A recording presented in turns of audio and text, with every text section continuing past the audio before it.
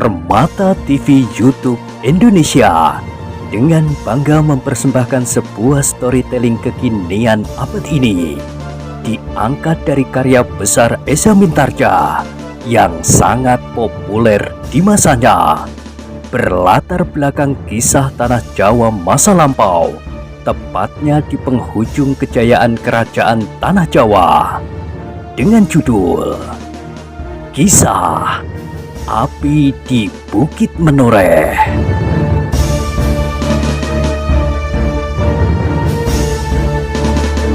Pada kesempatan yang sangat baik ini, kita masuk pada episode yang ke-380. Selamat menikmati.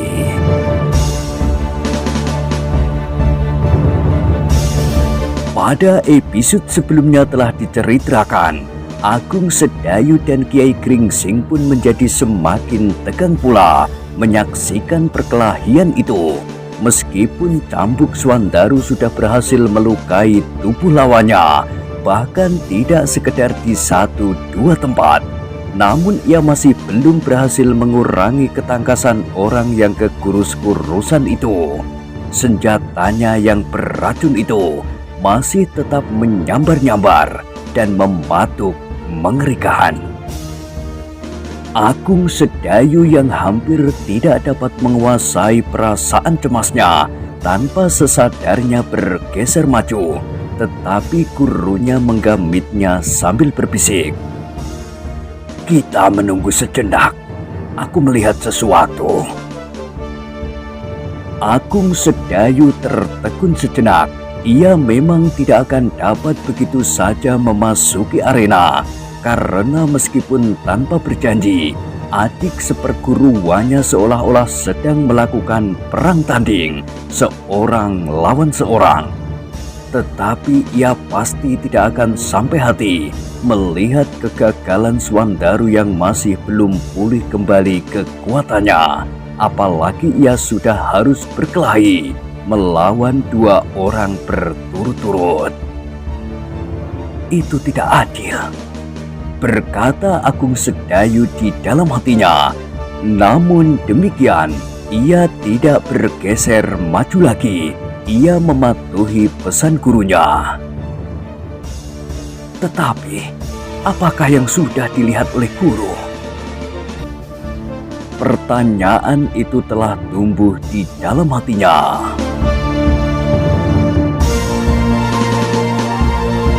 Ketika ia berpaling sedikit, dilihatnya gurunya mengamati perkelahian itu dengan sangat tegangnya, seolah-olah ia sedang memperhitungkan setiap gerak dari keduanya. "Nafas Adi Swandaru sudah hampir putus, Guru," bisik Agung Sedayu. Kiai Gringsing sama sekali tidak menyahut, tetapi ia masih mengikuti perkelahian itu. Agung Sedayu menarik nafas dalam-dalam. Kini ia pun memperhatikan setiap gerak dari kedua belah pihak yang terjadi di arena. Swandaru masih tetap selalu bergeser surut. Keringatnya telah membasahi seluruh tubuhnya, sedang nafasnya menjadi semakin terengah-engah. Cambuknya sudah tidak begitu lincah lagi. Meskipun di saat-saat yang berbahaya, Swandaru masih dapat menghentakkan tangannya dan di tubuh lawannya bertambah lagi seleret luka. Sejenak kemudian, agaknya perkelahian itu sudah memanjat sampai ke puncaknya. Orang yang kekurus-kurusan itu menjadi semakin liar. Ia semakin mendesak maju, sedang rantainya yang berujung bola besi bergerigi sebesar kemiri itu berputaran semakin cepat. Namun untuk mempertahankan dirinya, Swandaru pun telah mengerahkan segenap tenaganya. Untunglah bahwa pikirannya masih tetap tenang, sehingga meskipun tidak sekuat semula, tetapi ia masih mampu melihat kelemahan-kelemahan pada lawannya yang akhirnya menjadi seperti orang kesurupan itu, yang tidak menghiraukan lagi dirinya, betapapun cambuk Swandaru melecut tubuhnya.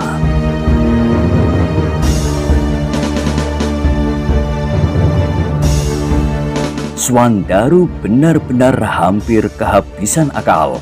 Sekali-sekali ia terhuyung-huyung surut. Sebuah lubang yang kecil di atas tanah tempat ia berpijak telah membuatnya hampir-hampir terbanting jatuh. Pada saat-saat yang demikian, Swandaru telah mencoba memeras otaknya. Bagaimana ia dapat menjatuhkan lawannya, meskipun ia jarang-jarang melakukannya. Benar-benar memeras otaknya, namun ia menemukan juga sikap yang dapat menguntungkannya. Lawannya sama sekali tidak menghiraukan lagi sentuhan ujung cambuk Swandaru, sehingga ia menyadari bahwa ia harus menemukan cara lain untuk menghentikan lawannya.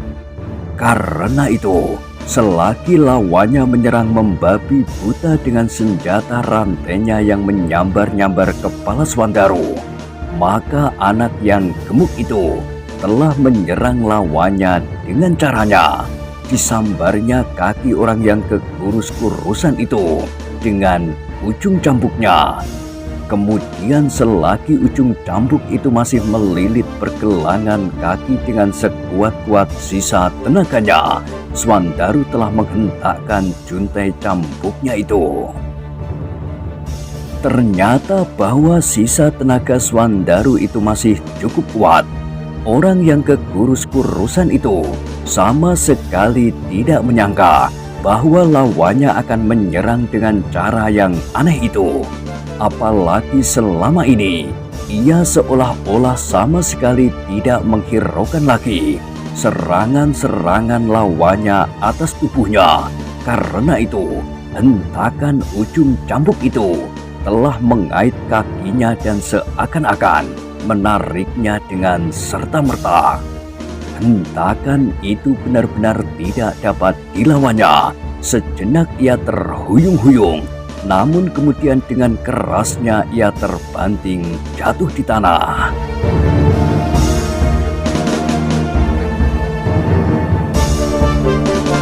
Swandaru sendiri yang telah mengerahkan sisa tenaganya ternyata hampir tidak mampu lagi untuk berdiri tegak. Dengan nafas yang terengah-engah, ia mencoba menarik cambuknya yang masih melilit di kaki lawannya yang kini terbanting di tanah. Bagaimanapun juga, Swandaru tidak mau membiarkan dirinya diterkam oleh keganasan racun senjata lawannya. Karena itu, ia masih harus tetap berusaha untuk melawan dengan senjatanya.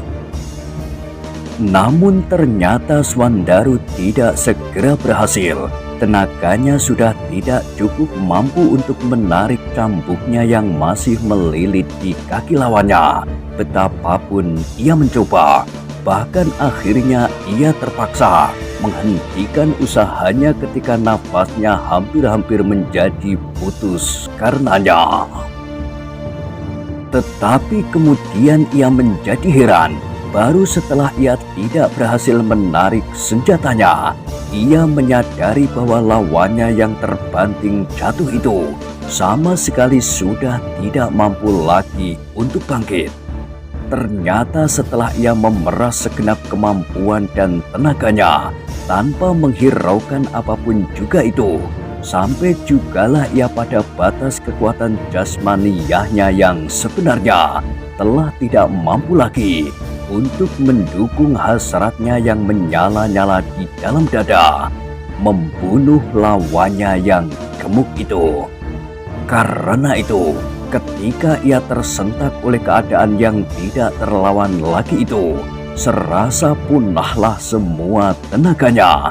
Perasaan sakit kini serasa telah mencengkeram seluruh urat nadinya. Pedih dan sakit, selebihnya tenaganya serasa telah punah sama sekali.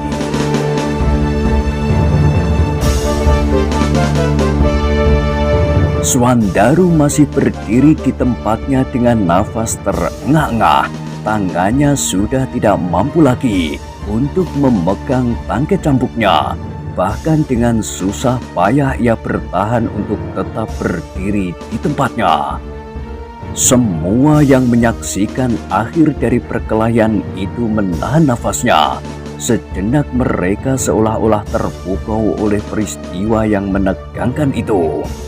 Mereka melihat orang yang kekurus-kurusan tergolek di tanah dengan darah yang memerahi pakaiannya, yang robek-robek karena senjata Swandaru, seperti kulitnya yang robek-robek pula. Sedang Swandaru berdiri dengan susah payah mempertahankan keseimbangannya dengan nafas yang terengah-engah. Sejenak tempat itu telah diliputi oleh suasana yang menegang. Setiap orang berdiri membeku di tempatnya. Sekali-sekali mereka mendengar orang yang kekurus-kurusan itu mengadu perlahan-lahan. Sedang nafas Swandaru mengalir semakin tidak teratur. Bahkan kemudian Swandaru tidak berhasil lagi bertahan berdiri di tempatnya. Perlahan-lahan ia menjatuhkan diri dan duduk di tanah.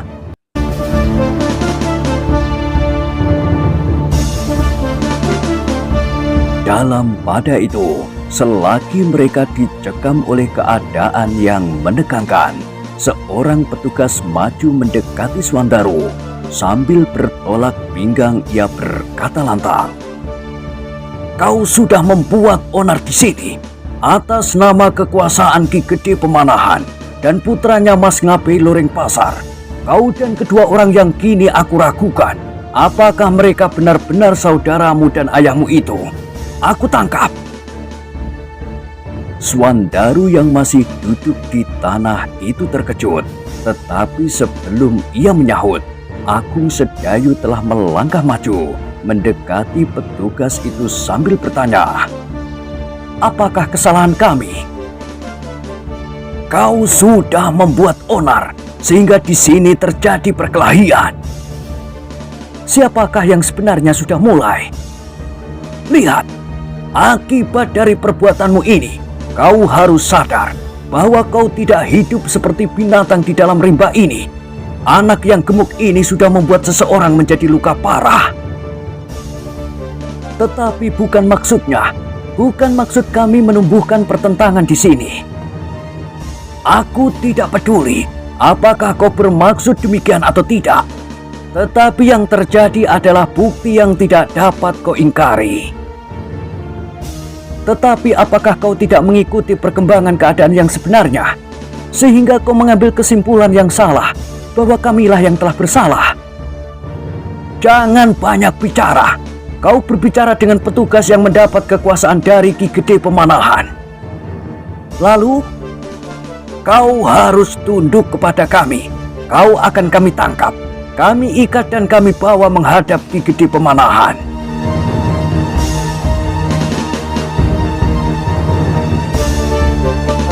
Menarik sekali, tetapi barangkali orang-orang itulah yang pantas kau tangkap. Tidak, kalian bertiga. Tunggu. Tiba-tiba terdengar suara yang lain. Ketika mereka berpaling, mereka melihat Wonokerti mau mendekati petugas itu. Sebenarnya tidak pantas kalau kita berselisih pendapat, apalagi di hadapan orang-orang yang seharusnya kita awasi, kita bimbing, dan kita arahkan selagi mereka bekerja di sini. Tetapi aku juga tidak dapat tinggal diam melihat kesalahpahaman ini. "Apa yang kau anggap dengan salah paham itu?" bertanya petugas yang ingin menangkap Swandaru, seorang yang berwajah keras seperti batu, berkumis lebat dan berjanggut jarang. "Sebenarnya lah, kita harus berbicara dulu. Kita bersama-sama akan menentukan siapakah yang bersalah di dalam hal ini. Terutama kita harus menghiraukan pimpinan kita di sini. Ingat, kita terikat di dalam ketentuan tugas dan wewenang. Kita mempunyai pemimpin yang dapat memberikan bimbingan di dalam tugas kita." "Persetan, berkata orang yang berkumis itu. "Lihat, apakah yang dilakukan oleh pemimpin kita di dalam keadaan yang gawat ini?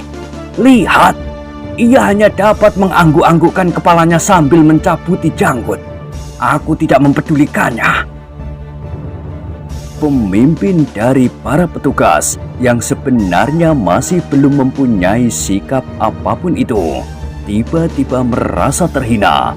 Selangkah ia maju sambil berkata, "Jangan berkata begitu. Aku memang tidak bersikap dengan tergesa-gesa. Tetapi kau jangan menyebut aku tidak dapat berbuat apa-apa." "Apa yang sudah kau lakukan, bertanya orang berkumis itu. Pemimpin para pengawas itu berdiri tegang memandangi wajah orang berkumis itu. Sejenak ia tidak mengucapkan kata-kata, namun sejenak kemudian ia berkata, "Akulah yang paling berkuasa di sini, berdasarkan limpahan kekuasaan dari Ki Gede Pemanahan." "Omong kosong," bantah orang berkumis itu. "Aku akan membuktikan bahwa Ki Gede Pemanahan akan membenarkan sikapku." "Kau jangan memperbodoh kami. Kami tahu pasti bahwa ada ketidakwajaran di antara kalian. Kau, orang yang tinggi kekar itu, dan orang yang sudah dikalahkan oleh anak yang gemuk ini. Apa maksudmu? Setiap hidung akan merasakan kejanggalan perbuatanmu ini. Di dalam keadaan yang seperti ini, tiba-tiba kau tampil dan akan menangkap ketiga orang ini. Itu adalah mustahil. Kita harus bersikap adil. Sebaiknya kedua pihak kita hadapkan kepada Ki Gede Pemanahan karena keonaran ini." "Itu tidak perlu. Yang dua orang ini kita sudah mengenal sejak lama. Mereka adalah orang-orang yang bertanggung jawab selama ini dengan maksud baik berbuat untuk kawan-kawannya. Tetapi yang tiga orang ini memang keras kepala. Aku yang menentukan, aku yang memutuskan." Sejenak keadaan menjadi semakin tegang. Agung Sedayu kini bahkan berdiri termangu-mangu, seperti juga Wonokerti. Sedang Kiai Gringsing mengikuti setiap perkembangan keadaan dengan seksama. Dalam pada itu, orang yang berkumis itu pun menjadi gelisah. Agaknya ia tidak dapat menahan kemarahannya lagi. Namun ia kini berhadapan dengan pimpinannya. Karena itu ia hanya dapat menghentak-hentakkan kaki sambil menggertakkan giginya. Dalam pada itu, selagi orang-orang yang berdiri di sekitar tempat itu dicekam oleh ketegangan, tiba-tiba mereka hampir terlonjak di tempatnya ketika mereka mendengar pemimpin pengawas itu tiba-tiba mengadu sambil terhuyung-huyung. Kiai Gringsing yang berdiri selangkah daripadanya masih sempat meloncat dan menahannya ketika pemimpin pengawas itu roboh. Dengan dada yang berdebar-debar dilihatnya sebuah pisau belati yang menancap di punggung pemimpin pengawas itu. Selagi Kiai Gringsing menahan pemimpin pengawas yang menjadi lemah, maka Agung Sedayu sempat meloncat keluar dari lingkaran orang-orang yang sedang berbantah. Ia sempat melihat sesosok tubuh berdiri di atas batu padas. Bahkan Agung Sedayu masih melihat orang itu menggerakkan tangannya melemparkan pisau ke arahnya. Untunglah bahwa Agung Sedayu mempunyai bekal ilmu yang cukup. Dengan tangkasnya ia menghindar. Sambil meloncat ke samping ia memiringkan tubuhnya sehingga pisau itu meluncur di sisinya. Tetapi orang di atas batu padas itu tidak segera menghentikan serangannya. Sebelum Agung Sedayu sempat memperbaiki kedudukannya, sebuah pisau yang lain telah meluncur mengarah ke dadanya. Dalam keadaan yang sulit, Agung Sedayu masih sempat menjatuhkan dirinya, meskipun ia masih tetap memperhitungkan bahwa pisau berikutnya akan menyambarnya pula. Perhitungannya ternyata benar. Ia terpaksa berguling sekali ketika sebilah pisau meluncur sekali lagi.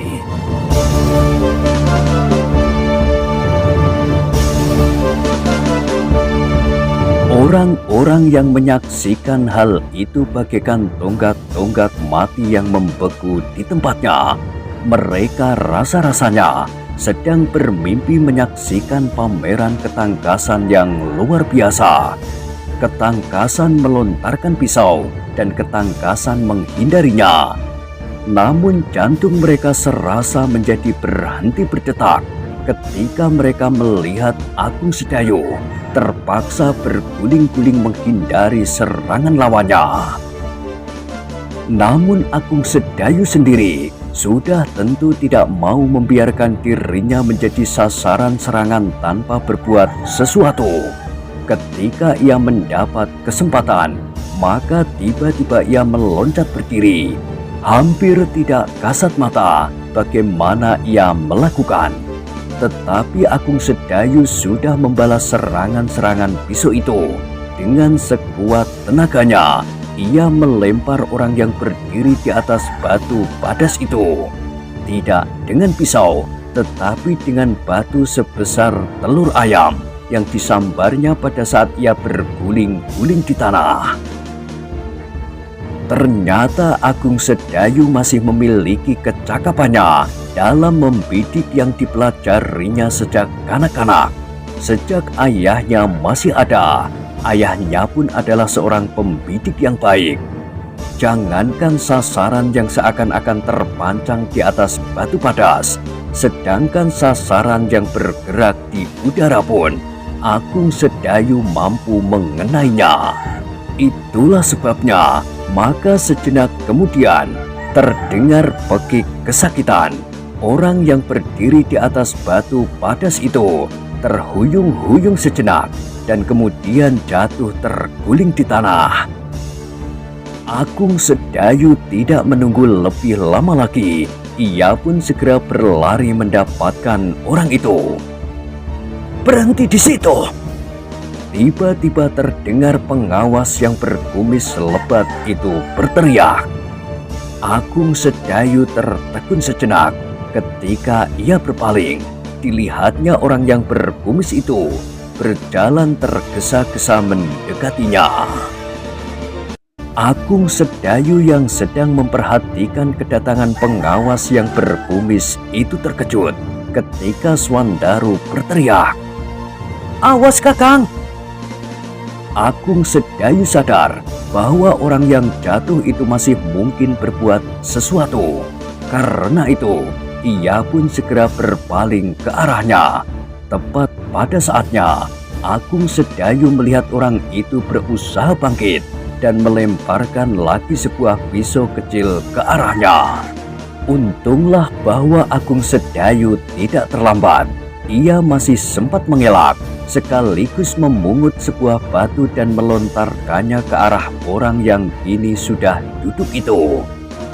Ternyata lemparan Agung Sedayu kali ini dari jarak yang lebih dekat, disertai kemarahan yang melonjak di dadanya, telah menumbuhkan akibat yang parah. Lemparannya kali ini mengenai dada orang itu. Sejenak serasa nafasnya berhenti mengalir. Kemudian semuanya menjadi gelap dan orang itu pun menjadi pingsan. Tetapi kini Agung Sedayu masih harus menghadapi pengawas yang berkumis itu. Dengan wajah yang merah padam ia mendekati Agung Sedayu sambil berkata, "Kau memang anak gila. Apakah kau sadari apa yang telah kau lakukan?" Agung Sedayu berdiri tegak di atas kedua kakinya yang merenggang. Semuanya sudah terlanjur menjadi kisruh. Karena itu, maka ia harus menghadapi lawannya itu. Kalau tidak, maka agaknya ia sendirilah yang akan menjadi korban. Sementara itu, selagi semua perhatian tertuju kepada Agung Sedayu dan pengawas yang berkumis itu, Kiai Gringsing mendapat kesempatan untuk merawat pemimpin pengawas yang terluka punggungnya. Dengan hati-hati, Kiai Gringsing mencabut pisau itu. Sejenak ia tertegun. Pisau itu pun agaknya beracun pula. Untunglah bahwa di dalam keadaan yang gawat itu, di antara orang-orang yang selalu bermain-main dengan racun, ia sudah menyiapkan beberapa jenis obat-obatan. Tanpa menarik perhatian orang lain, Kiai Gringsing segera menaburkan serbuk obat ke atas luka itu. Kemudian dimasukkannya sebutir obat yang lain ke dalam mulutnya. Desisnya, "Telanlah, kau akan sembuh."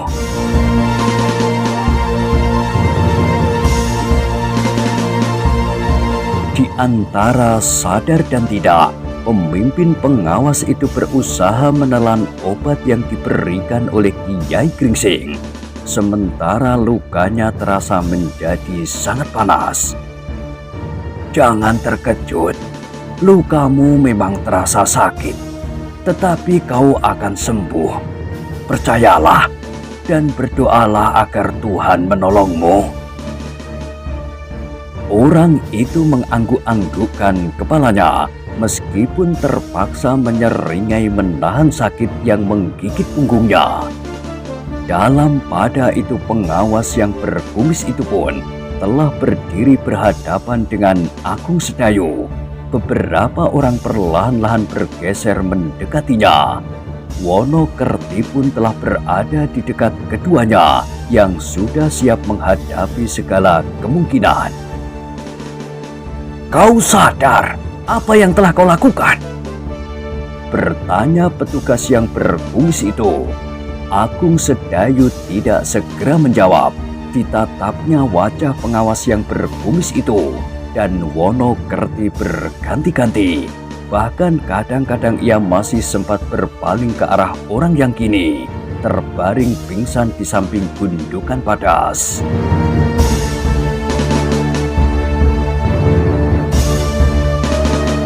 Dalam pada itu, Swandaru yang sudah mendapat kesempatan beristirahat sejenak telah berdiri pula. Tertatih-tatih ia berjalan mendekati kakak seperguruannya.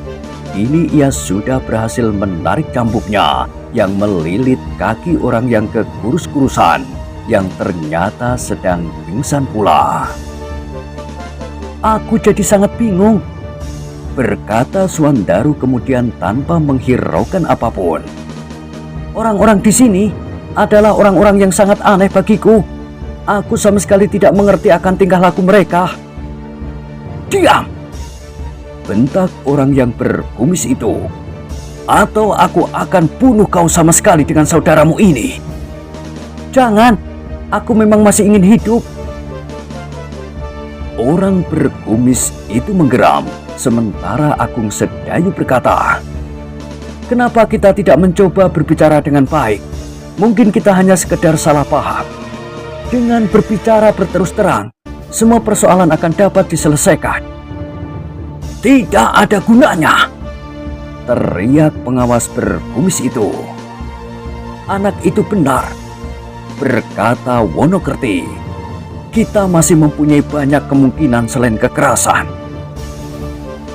"Aku melihat perkembangan keadaan dari ketiga orang ini.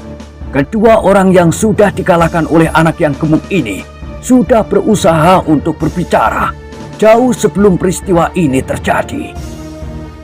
"Bukan pembicaraan," sahut Agung Sedayu, "tetapi pengusiran.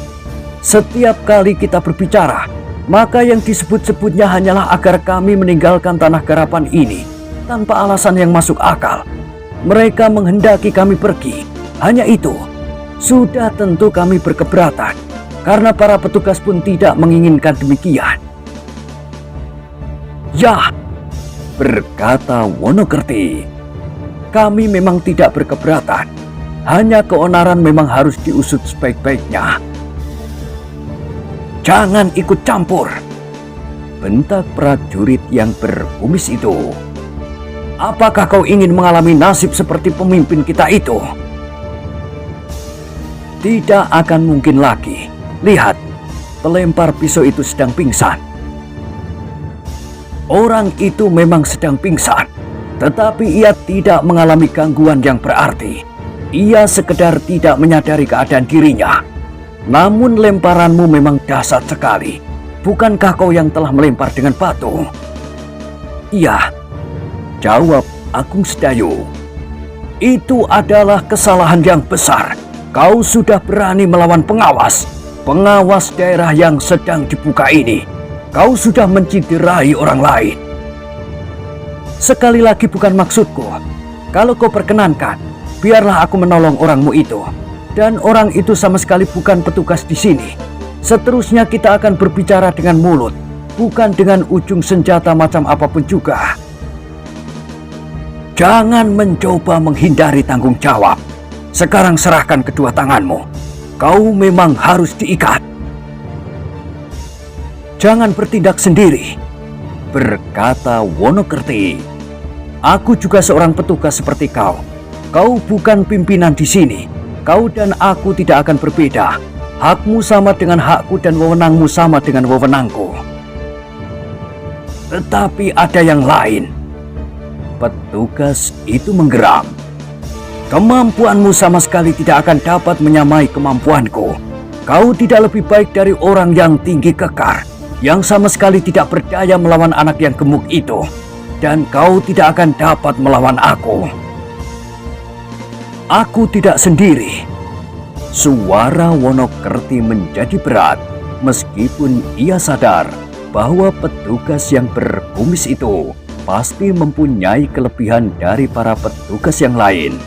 Tetapi Wonokerti pun sadar bahwa petugas yang seorang ini pasti mempunyai latar belakang tersendiri pula, sehingga ia bertindak sebelum membicarakannya dengan kawan-kawannya. Dalam pada itu, para petugas yang lain pun telah berada di sekitar Wonokerti.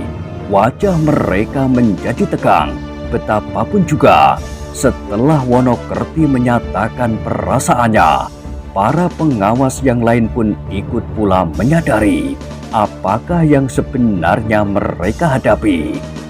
Pengawas yang berkumis itu pun menjadi bertambah tegang. Sekali-sekali dipalingkannya wajahnya kepada orang yang pingsan di samping seonggok batu padas. Dengan demikian, maka segalanya telah berubah. Orang yang pingsan itu sama sekali tidak lagi dapat membantunya.